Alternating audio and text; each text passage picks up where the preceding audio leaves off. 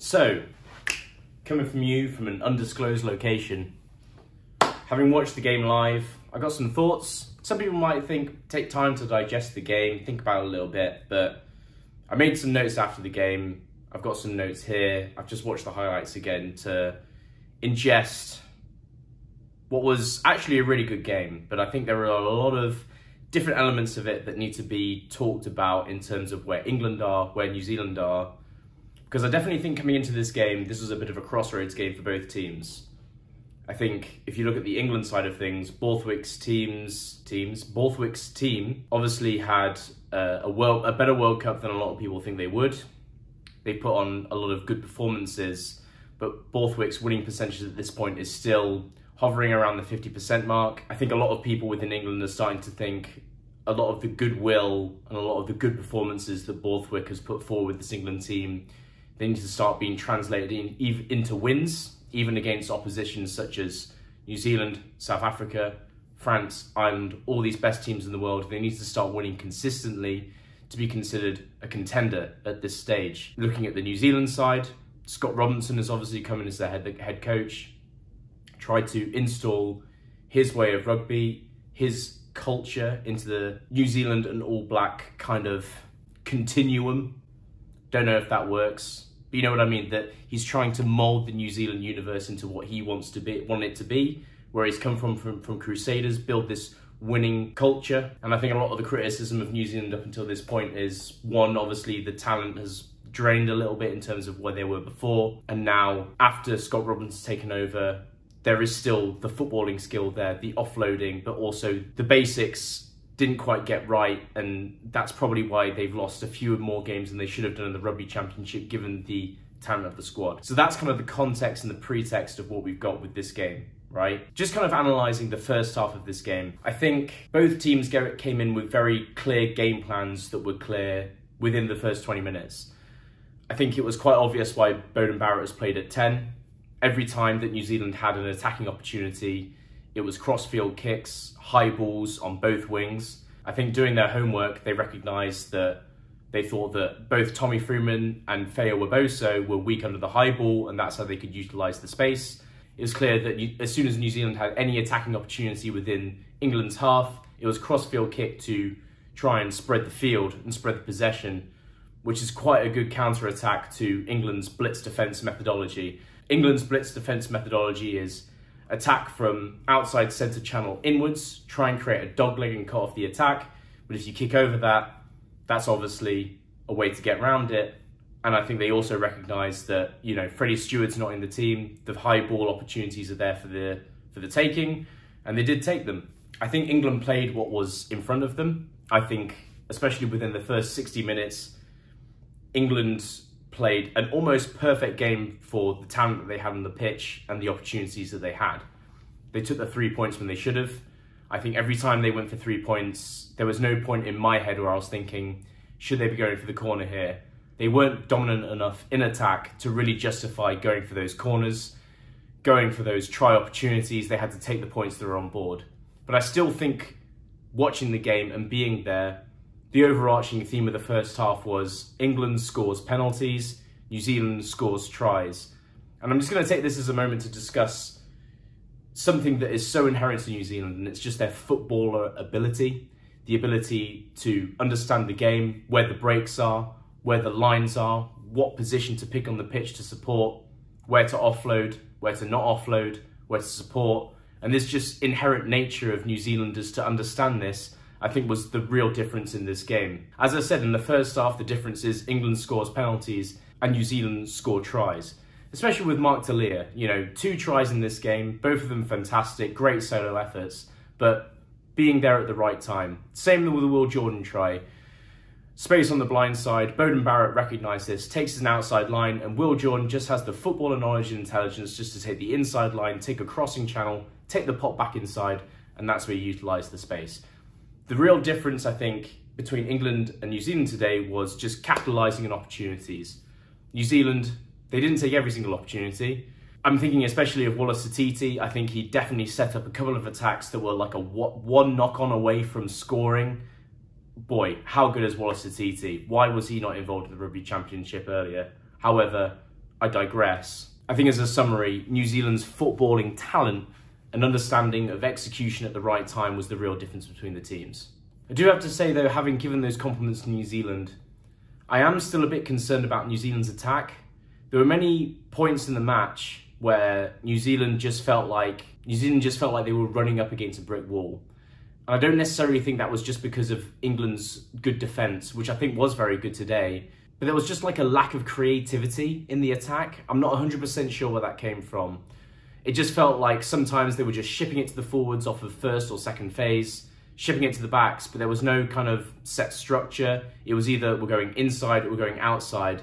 It wasn't like it was setting up the inside runs to set up the outside runs. And this is a real concern if you're New Zealand. At the moment, I feel like New Zealand, before Scott Robinson took over, I think very much used their offloading and footballing ability as an X factor to have that final line break to score points. And I feel like the difference now is that New Zealand have their entire identity of their team based off of that offloading game.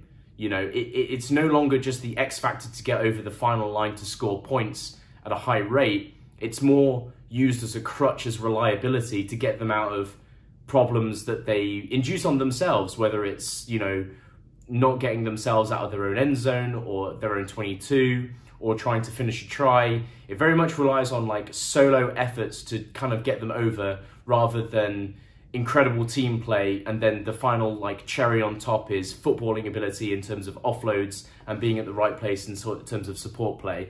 And it's kind of concerning because, you know, you've got a new coach that you've come in from, Scott Robinson, who's come over from the Crusaders, he's had a great winning record. He's won a huge amount in Super Rugby with the Crusaders. But now it just feels a little bit like they're a little bit lost in attack, you know, and they had a lot of issues within the Rugby Championship in terms of the defensive strategy. They lost against every team other than Australia within the Rugby Championship. So Argentina and South Africa, I know every team is a bit of a stretch. It's 2 out of 3.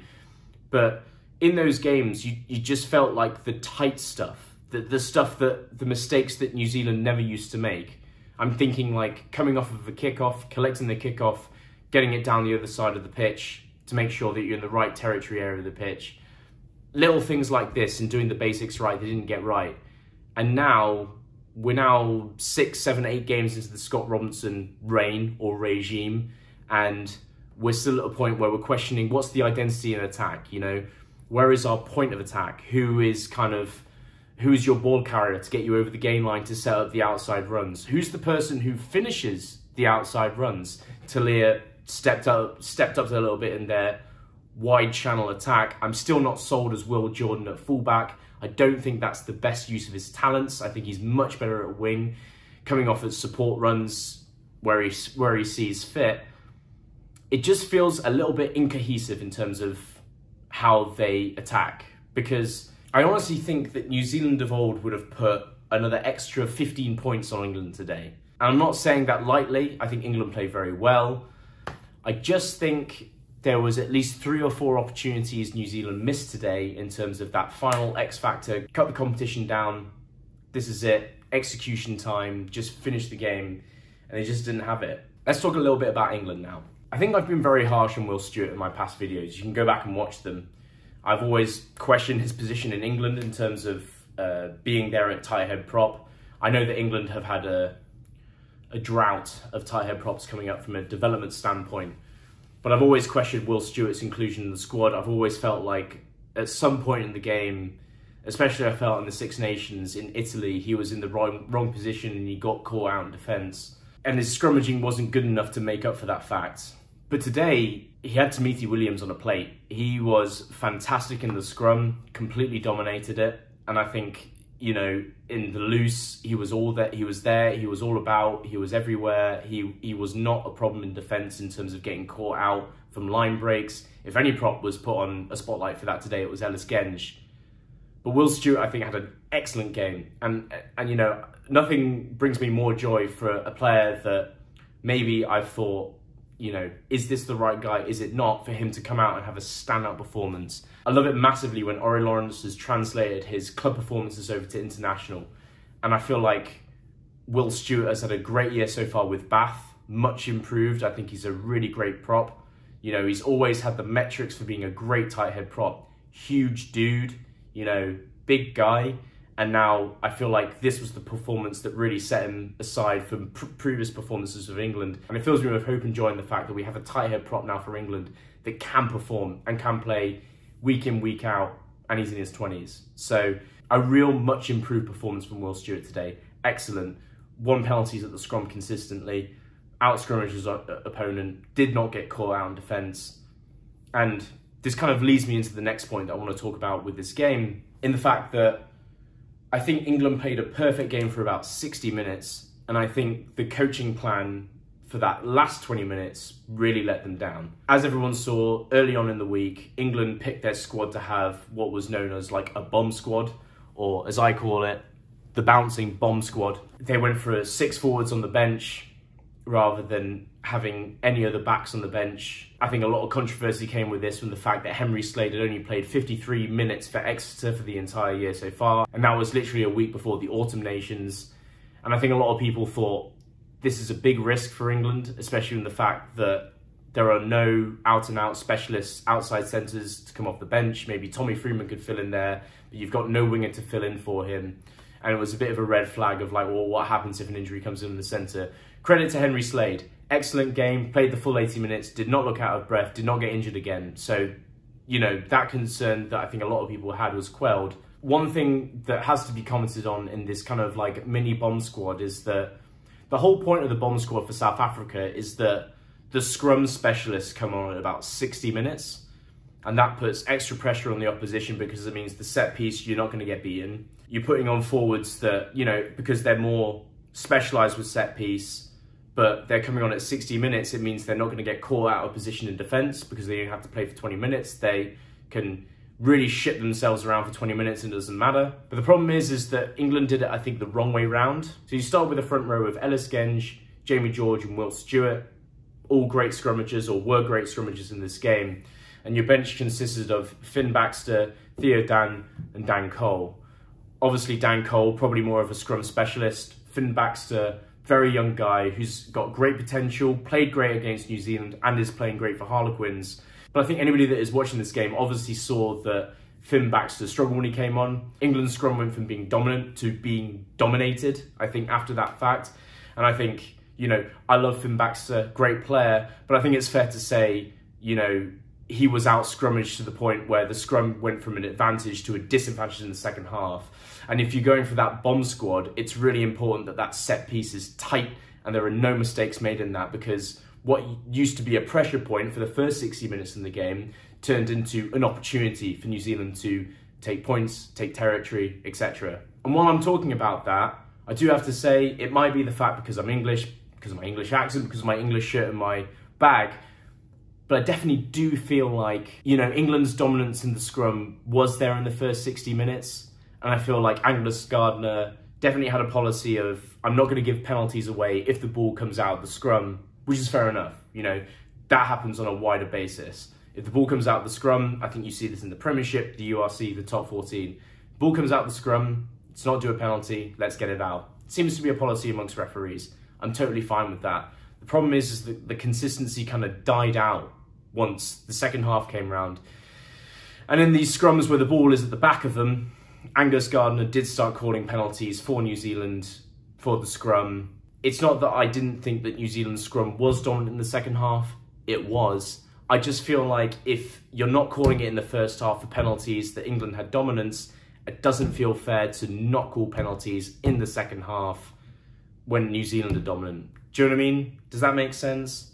If you're not giving penalties in the first half and the ball's still coming out in the second half, but New Zealand are dominant, maybe you shouldn't give penalties either way. Don't know, it might be biased, let me know in the comments, but my personal opinion is, I think anybody that's watching from the screens probably realises that one side was dominant one half, one was not, but if you look at the statistics, only one team was actually penalised for it. So, I don't know, call me sour, I still think I have a good point. Speaking of the refereeing as well, wasn't the best, I'm not sure. You know, I think the TMO stepped up in really key points in the game. Basically, New Zealand kept having a policy of tackling the man without the ball. They did it consistently.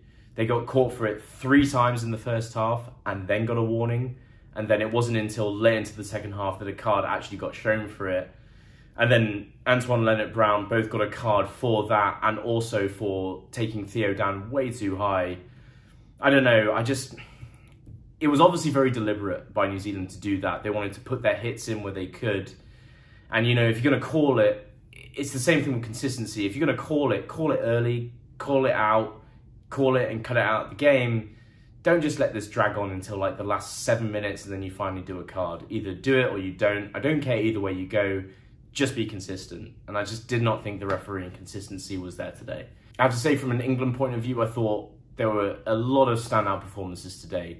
Jamie George, excellent captaincy, always talking to the referee in a respectful way, trying to put over England's point of view in a very polite way, give them an understanding of what's going on. It's what my dad says, right? Referees decide more games than any players do, and you've got to get the referee on your side. And as an England fan, I'm very happy with how Jamie George went about it. Owen Farrell used to do it all the time, used to do a very good job about it, but I think Jamie George does it in a way that's like more friendly, more personable, and I think he gets more of a rapport with the referee. Excellent. Chandler Cunningham-South, great game. Ball carrying, excellent. Tackling, excellent. That one tackle he did, he got the whole stadium going. Ended up hitting himself in the face while he was cheering, but I don't know. Ben Spencer tried to go for him and like stop the celebration, and I was just thinking, I think you need to see more of this from rugby players. Get the crowd involved. You're at home. There's 81,000 people there. Start cheering. Like, don't, like, this whole rugby culture thing of like, oh no, that's not proper or anything. Stop that shit. Come on. I think Chandler Cunningham-South, getting the crowd involved, getting people cheering on, it made a huge difference. The atmosphere was electric afterwards. People need to do that more. And I'm not just saying that at Twickenham, I'm saying that in any stadium. Get the crowd involved. Get people cheering. It's such a difference, you know? And just to kind of hammer home this point in terms of the bomb squad and the coaching selections, I really think it was England's coaching that let them down in terms of the end of the game, right? They end up with a scrum, 5 metres out. George Ford sets up behind the scrum to do a drop goal. And because the scrum is not solid enough and set enough, they can't get it to George. They try and set it up multiple times. Harry Randall ends up trying to sky a pass over George. He ends up like not getting the drop goal. And there's just so many elements of here where it just feels like players are mismanaged. First of all, as I said, with the mini bomb squad that England came on, you didn't have solid scrummages. So they tried to get the ball out as quickly as possible. That meant there wasn't a base for George Ford to get the kick off. After that, you set off forwards after forwards to try and set up the drop goal. Nothing wrong with that. But then you're giving it to George Ford, a guy who's been injured for 3-4 weeks at least, to try and set up for a very pivotal drop goal against New Zealand at Twickenham. I don't know, I question why George Ford was in this team to start with. I mean, not necessarily like his talent or his ability to close out a game. There's no one better for England in that regard.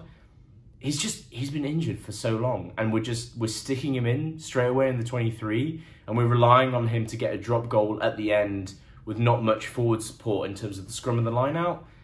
It just screams bad coaching decisions. If Maro was in the squad in terms of coming on at loosehead prop, and instead Finn Smith was put at 10, and we're down in that situation, do I think the drop goal gets kicked? I gotta be honest with you. I think Marla holds up that scrum to the point where we're not trying to set up a drop goal, but you got a solid base, and then you got Finn Smith behind the scrum, lined up perfectly for a drop goal. I don't know. I just think your chances are slightly different, especially with Finn Smith, who's been, you know, playing week in, week out for Northampton, confidence player. This could be like Finn Smith's Keenan Frawley moment, you know, where he gets the drop goal to win the game, gets acclimatised to the England culture, into the team perfectly. But alas, I think the coaching and the coaching decisions let England down in the end. Don't want to take anything away from New Zealand. I definitely think they deserve to win the game, although there are a lot of concerns, I think, in terms of their attacking prowess and how they go about things. And they've relied on their footballing and their offloading ability to get them out of a lot of trouble today. And I think they have throughout the Rugby Championship with the games that they've won. But I don't know. I think if you're England, you're just looking at this as like another game that was so close to winning and we didn't quite get there. So, yeah, I mean, from a New Zealand perspective, You know, so many weeks have gone by now with Scott Robinson when you're thinking next week it's going to be a little bit better, next week it's going to be a little bit better, and it's just kind of the same. You still won the game, that's fine. And I think from an England perspective, there are a few elements that can be improved about this. You're not South Africa. You don't have a bomb squad. Rely on the backs that you have in the squad. I would argue as England, some of your backline replacements that you have are better than your front row replacements. I feel like there's a real commitment of Borthwick to play a system, and it's something that I was a bit worried about with Borthwick. I think I was really glad that Spencer was picked and Randall was on the bench in terms of scrum half. I almost thought that JVP would be put in as a system scrum half. It almost feels like they had a game plan that was very set in stone and they weren't willing to read the signs that were in front of them. You know, they weren't willing to adapt to how the game changed, and they very much had, this is what we're going to do for the first 20 minutes, this is what we're going to do up until 60 minutes, then these players come on, and this is how the game's going to go. And I think if you just looked at it a little bit differently, and you had a bench that was a bit more adaptable to the conditions, you could change things accordingly. Another two players, like I talked about Cunningham-South, Tom Curry, excellent game. Should not have come off the pitch in any way, shape or form. You know, absolute monster today. But because there was a game plan, because there was a script that had to be followed, ultimately, you know, you played into New Zealand's hands in the fact that this script had to be followed and there was no deviation away from it. It didn't work and you lost the game. So a lot of positives for England, but at some point, these positives need to turn into wins, and we're not there yet. So Australia next week, probably a much more winnable game. And I think the real pinnacle will come to South Africa in 2 weeks' time. And it's almost kind of turning into a must-win game for Borthwick. You know, you got to start winning against these great teams. You show great promise at the end of the Six Nations. But I think the best coaches in all sports show adaptability. And I think that's what we lack today. Anyway, let me know what you think in the comments. I'll see you in the next one.